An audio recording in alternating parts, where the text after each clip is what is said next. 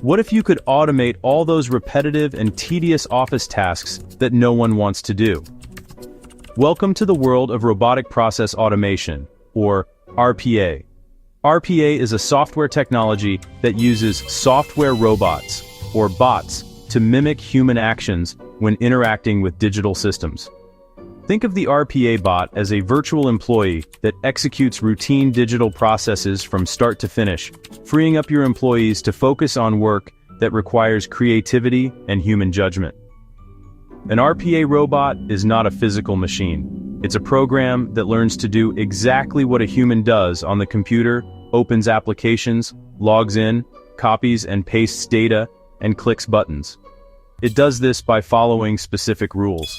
For example, it can be programmed to receive an invoice via email, extract the key data, and record it in the ERP system. The big advantage is that these bots don't get tired or make mistakes.